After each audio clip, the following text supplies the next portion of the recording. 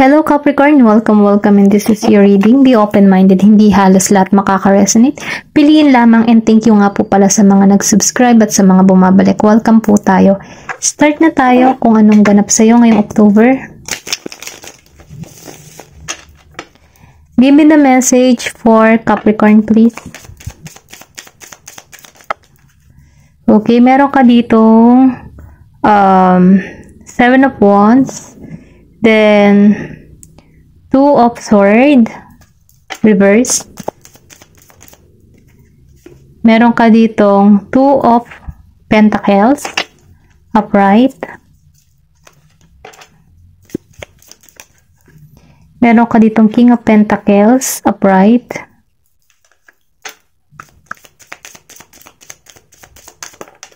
Okay, reverse the Devil. Then, meron ka dito, 9 of Pentacles, okay? Positive ang energy natin. Ang energy mo. Okay? Nakita ko dito, no, sa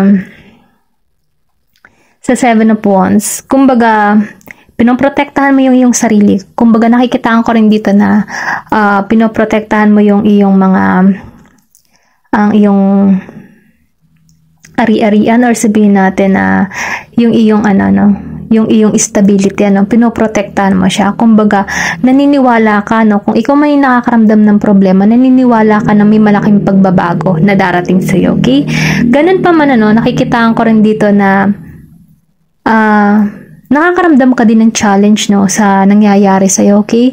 Kumbaga, itong mga pangyayari or sabihin natin na mga kinakaharap mong problema, ito yung challenge para sa'yo. Pero ganun pa man, nagkakaroon ka dito ng magandang resulta or sabihin natin na nabibigyan mo ng solusyon, bawat problema ang kinakaharap mo at natatapos mo siya ng nakatayo. Kumbaga, nalalampasan mo siya yung mga obstacles na dumarating sa buhay mo. Ito lang nakikita ko, Then, nakikita ko rin dito na, may control ka sa sitwasyon, kumbaga, disiplinado ka, kumbaga, nilalagyan mo din ng boundary yung sarili mo, lalo-lalo na sa mga toxic na tao or sa mga nakakasalamuha mo or kung meron ka man sa katrabaho na hindi maganda yung ginagawa sa'yo, pinagpuput ka na dito ng boundary at hindi mo na pinagbibigyan pansin, okay? Ito lang yung nafe-feel ko din eh. Then, nakikita ko rin dito, sa 2 of Swords reverse, nagkakaroon ka na dito ng sabihin natin na hindi mo na binagtutuunan ng pansin yung mga bagay-bagay na hindi nakakabuti para sa'yo. Kumbaga, tinanggalan mo na siya, okay? Kumbaga, humahanap ka dito ng balanse. Kumbaga, kahit may mga experience ka or may kinakaharap ka na alam mong toxic na tao, humahanap ka ng balanse para sa'yo. Nang sa ganun, hindi mo masagap yung mga ganito, kasi nakakadrain ng energy, ganon. Kumbaga, hinahanapan mo siya ng balanse. Then, nafe-feel ko dito, sa 2 of Pentacles, kahit marami kang pagsubok na kinaharap, ups and down in the past, or kung nararanasan mo to ngayon, sinasabi dito na magkakaroon ka ng balanse ngayong October. Kumbaga, ma-handle mo na yung sitwasyon or yung mga problema dumadating sa buhay mo, maayos mo siya. Then, nakikitaan ko rin dito na meron kang marireceive na pera, okay? Na magbibigay sa'yo ng kagalakan at kasiyahan, or sabihin natin na meron ka ditong business na nagkakaroon na ng profits or kumbaga yung mga sales sa marketing mo or kung ano pa man larangan na yung ginagawa, nagkakaroon na dito ng profits, okay? Then nakikitaan ko rin dito, sa King of Pentacles, then lumabas din si King of Pentacles, kumbaga, nakikitaan ko rin dito na success yung naghihintay sa'yo. Kumbaga, nakatuon ka kasi sa paglago sa iyong sarili. Kumbaga, nakatuon ka sa financial mo kung paano pa mapapalago yung savings na meron ka. Kasi nakikitaan ko rin dito na ikaw yung tipo ng tao na independent, kumbaga, kapag ikaw ay nagtatrabaho, talagang puspusan, ginagawan mo talaga ng paraan. Matalino ka, okay? Kumbaga, ginagamitan mo din ng logic yung mga ginagawa mo. Kumbaga, bago ka gumagawa ng hakbang, pinag-aaralan mong maigi. Ayun lang yung nafe-feel ko dito. Then, nakikitaan ko rin dito, lahat ng mga ginagawa mo or pinaghihirapan mo, magkakaroon to ng magandang resulta or sabihin natin na reward para sa'yo. Kasi, yung paghihirap na ginawa mo, unti-unti nang nakikilala, or sabihin natin na unti-unti nang napapansin ng tao kung ikaw man ay may business, or sabihin natin na mayroon kang creative na ginagawa in social media, napapansin na ng tao, okay?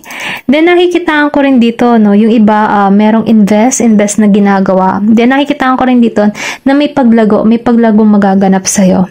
Kumbaga, nakikitaan ko rin dito na ikaw yung tipo ng tao na hindi ka nagtitake ng risk kung alam mo naman na walang kalalagyan yung hindi ka nagtitake ng risk sa pera kung alam mong hindi mo alam, kung alam mong walang mangyayaring maganda na maidudulot dito. Kumbaga, pinag-aaralan mong maigi, nagiging kang maingat, okay? Ito lang yung nafe-feel ko, pinag-iingatan mo.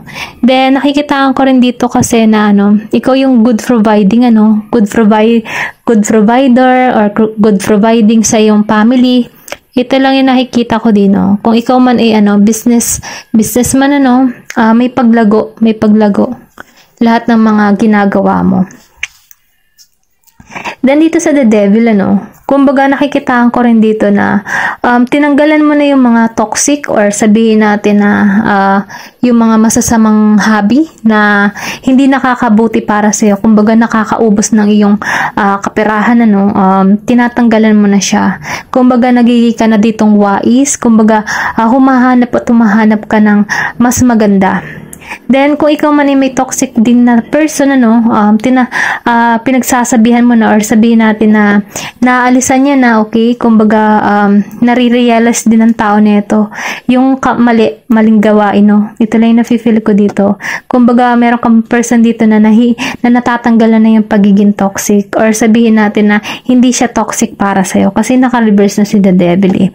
Kumbaga, meron siyang magandang pananaw sa buhay, okay? Kumbaga, merong balanse. Ayun lang nakikita ko, may tagumpay na naghihintay sa'yo. Kumbaga, nagmamatured ka, nagkakaroon ka dito ng personal growth para sa iyong sarili. Then, nakikita ko rin dito na paunti-unti umaayos yung kabuhayan, or umaayos yung sarili mo din. Then, kasi nakikita ko rin dito na lalo kang nagiging stable, para sa iyong sarili. Meron kang abundance para sa iyong sarili na naghihintay sa'yo, okay? Ito lang yung nakikita ko. Tingnan pa natin. Meron dito ipinanganak ng January 15. Tingnan natin kung ano pa yung mensahe para sa'yo.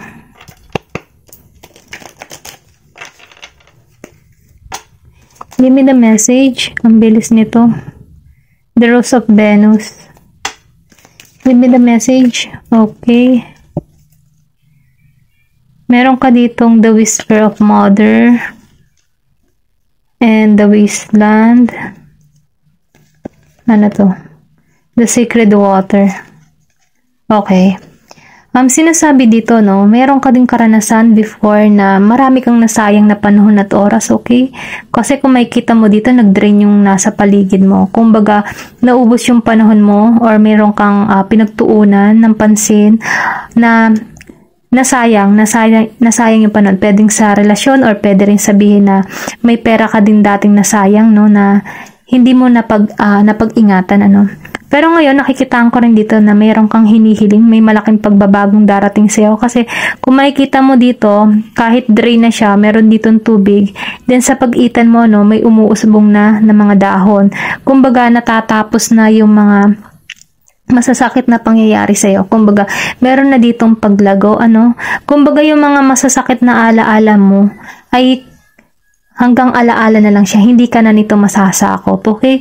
Ito lang yung nafe-feel ko dito. Meron ka ditong hinihiling, minamanifest, na magbibigyan ng ibig sabihin, na magdudulot ito ng paglago. Kasi nakikitaan ko dito na may paglago, okay? Then, dito, sa The Secret of Water, kung makikita mo dito, may healing. Maybe nakatuon ka ngayon sa health mo. Kumbaga, nagpapahinga ka na. Inaalagaan mo na yung sarili mo. Kasi nakikita ko rin dito ng boundary, Excuse me. Nani yung aking lalamunan. Ayun, nakikita ko dito na pinapangalagaan mo na yung sarili mo, may put ka dito ng boundaries, ano? Hindi mo hinahayaan na magulo yung peace of mind mo, ano?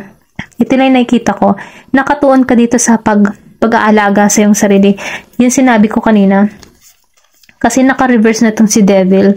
Kumbaga, tinatanggalan mo na yung mga toxic sa paligid mo, or sabihin natin na hindi makakabuti, or yung mga hobby na hindi maganda sa iyong kalusugan, tinatanggalan mo na siya. Kumbaga, inaalagaan mo na yung sarili mo dito. Ito lang yung nafe-feel ko, no?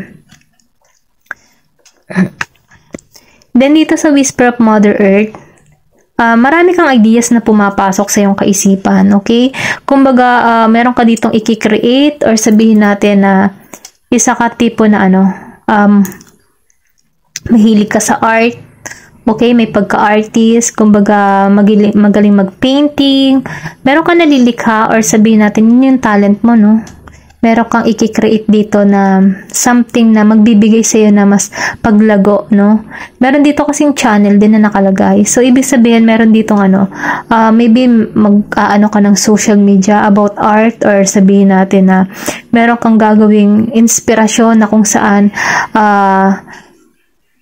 magdudulot ito ng creativity para sa mga tao, or para sa iyong sarili. Ito lang nakikita ko dito, meron ka ditong i-create na maganda, na mapapansin, na magiging inspirasyon sa tao. Okay?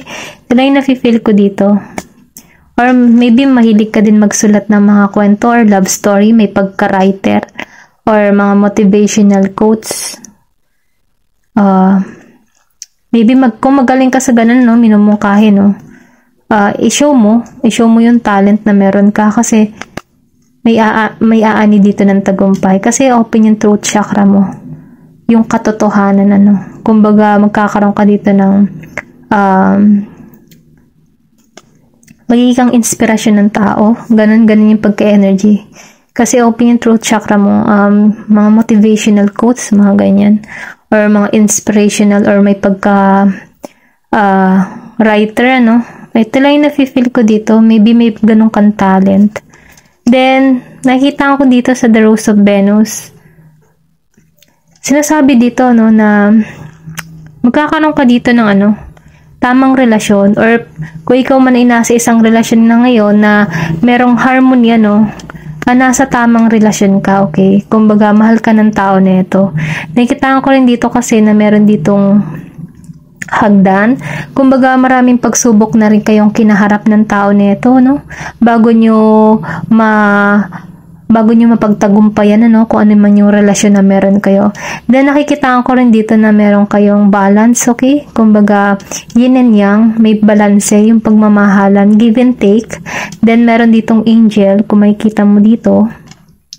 Aninag nyo ba? Kasi malabo yung kanyang parang bang larawan nito hindi masyadong klaro, pero kung titingnan mo maigi, malalim yung meaning ng card nito.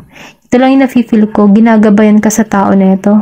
Kung ikaw man ay isang single, sinasabi dito na meron talagang tamang tao na parating sa'yo, na magbibigay sa'yo ng harmony. Kumbaga, itong taong ito ay magbibigay ng alignment para sa'yo, okay? Ito lang yung nafe-feel ko dito, okay? Ayun lamang, Capricorn. Thank you for watching, and love and peace.